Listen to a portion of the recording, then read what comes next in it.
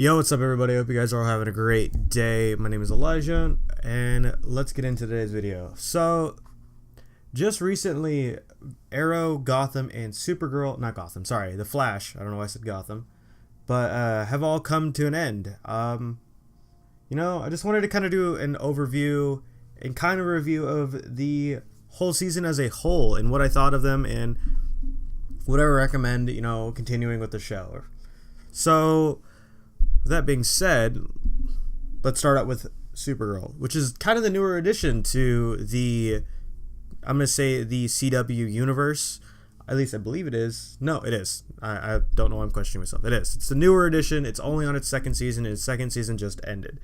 So, coming into Supergirl in the very beginning, I was very skeptical. I'm not a big fan of the Man of Steel as a whole, and Supergirl was kind of just that mediocre kind of character that I didn't really fall in love with in the beginning because, like Superman, I don't really care for them. I think they're overpowered and a bunch of other shit.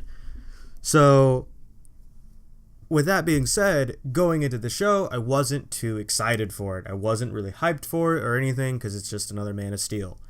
But Woman of Steel, my bad. So, this show, I actually really liked this show. I thought it was great. I think it's a great show. I can't wait for season 3. Season 2 was awesome. I liked the whole, Jimmy Olsen being in charge of Catco and him getting a major role in, the society or, the universe at which Supergirl is in. Obviously, he does have a major role in, Superman. But I just really like the fact that he, eventually became Guardian. I thought that was really cool as well. Seeing her friend, I can't quite think of his name at the moment, become part of the DEO and all that, and them actually being, a staple in the show. I mean, obviously, they were a staple in the show in the very beginning. All those characters were already, main characters in that show. I thought the whole plot of this season story was great. It was kind of all over the place. It had to do a lot with Darnell and his past, and Supergirl dealing with also Lex Luthor's sister, Lena Luthor's mother, and all sorts of stuff. It was a great season. I like how at the very end of the episode before this one, they're trying to deal with the Daxamites. They're trying to get rid of the Daxamites because they're, taking over the planet, and, obviously they don't want that. So, with that being said, at the end of the last episode that was before the season finale, we see Superman, attacking Supergirl. Obviously, I haven't watched the Supergirl season finale yet, so I can't, clarify all that much going into that show. This is kind of like a precursor to me watching this.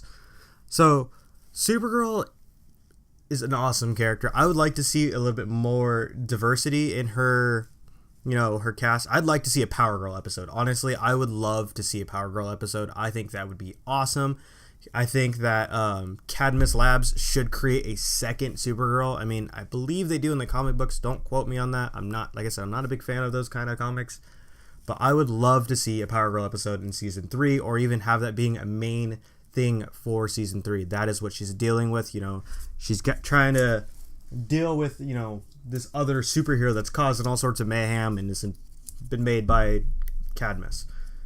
So, let's move on to the Flash and Arrow kind of universes and stuff. So, actually, let's start out with Arrow, because Arrow seems to be the one that not a lot of people actually enjoy anymore. Everybody always tries to compare it to the season with Deathstroke, which is my personal favorite season.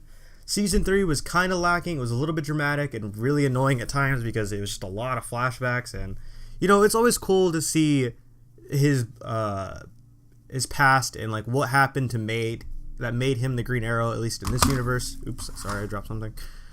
But I think with this show, it needs to kind of pick it up a little bit. So season 4, I believe, or season 5, I can't quite remember what season we're on at the moment.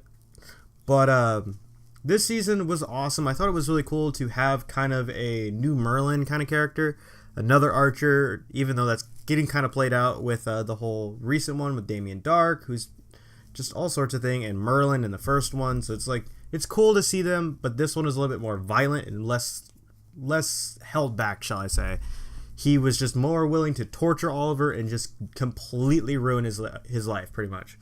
And obviously his name is Prometheus, which is what's more, like, not diminishing, but more terrifying than that name. If you hear Prometheus, you're like, what the hell is that? It's like Leviathan, like stuff like that.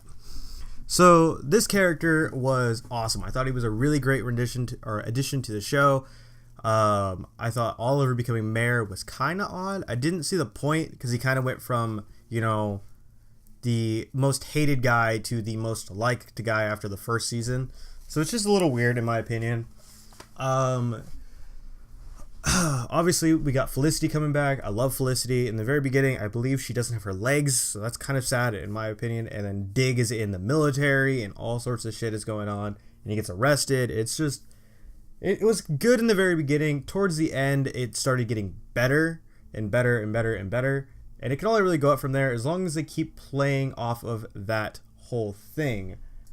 But if they go back to how season 3 was, where it was kind of just all over the place, it didn't really make a whole lot of sense. At least at times it didn't. A lot of flashbacks. I know a lot of people do enjoy the flashbacks, but sometimes I feel like it gets overdone, and I'm not a big fan of that sometimes because as much as, like I said earlier, as much as I do like seeing his flashbacks and, you know, what made him into that, I feel like it's kind of like I'm gonna say like a cop out. Like if they don't know what to put in that scene, they just go, "Oh, we'll just put a flashback here." Like I'm not like the biggest fan of that. But I felt like in season 4 or season 5, like I said, I don't quite remember what season we're on. I thought it was done very well. I thought it was, you know, put in at certain areas where, like, you know, it kind of made sense. At times, yes, it didn't really need to happen. Like if Oliver passes out and like he's remembering. God, I can't speak today. Well, I don't know. Whatever. He is thinking of something that happened to his past. It was a good part. It was a good time to use it. But like if they're in the middle of a conversation and just blacks out into a flashback, it's like, well, that wasn't really necessary. So yeah.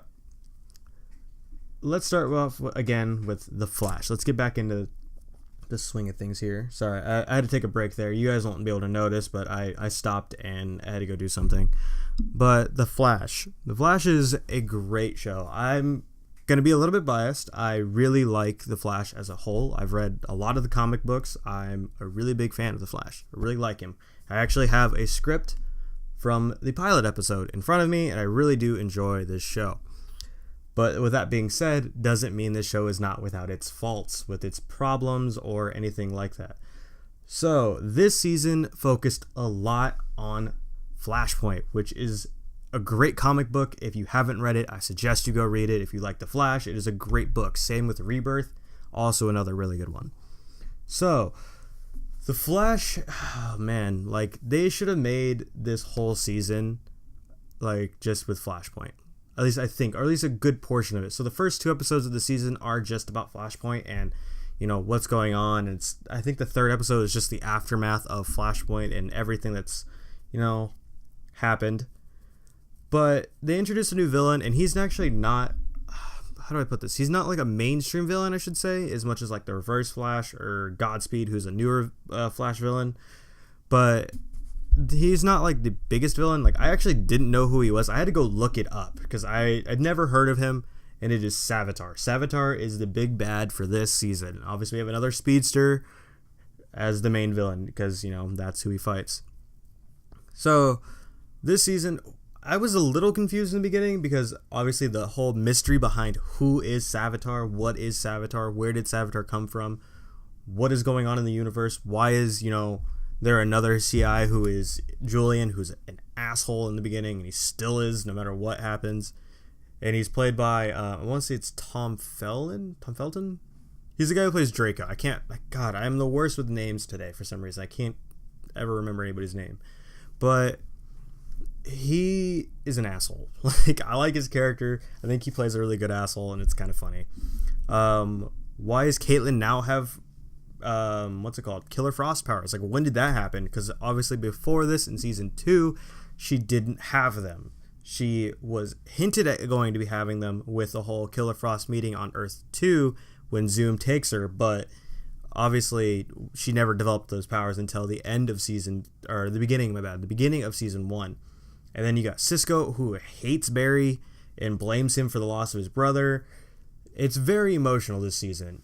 And then obviously we just have a bunch of new things. We got husks, which is like their way of saying that, like, oh, these guys are now metahumans, so there's a way of telling. And they keep finding all these metahuman husks in the very beginning. So obviously that's like an interesting story right off the bat, like what is going on. And then you meet I think it's called Dr. Alchemy. He's not like in the show a lot, I would say, towards the very end, because obviously they find out who Dr. Alchemy is and everything like that, and they put a stop to it. But Savitar just remains to be the big bad. So when it finally is revealed to us who Savitar is, the suspense is real. Everybody's waiting. Everybody also has their theories, their fan theories on who he is. So when it's finally revealed to the audience to who he is, it's like a gasp. It's the biggest, like, not cliffhanger, but like release of what's the word I'm looking for here? Release of suspension, because it's like finally we know who he is, and then the hype continues. Like, who is he? How did he get to be the way he is? I'm not going to tell you who he is, just because obviously if you haven't watched the show, go watch it. I won't ruin this one because I really liked this season. I thought it was great. A little dramatic at times, but with that being said, when it's finally revealed to us who he is, it's awesome. And then it continues. It gets really good. We get a new HR as well, who is Harrison Wells, who just calls himself HR because he doesn't like to be called Harrison or whatever, something like that. He's a writer. He's not technically a genius. And then we get Julian, who you learn a lot about in the very beginning with the season. Like I said, he's an asshole. He's not the nicest of dudes to Barry, and he doesn't really like him.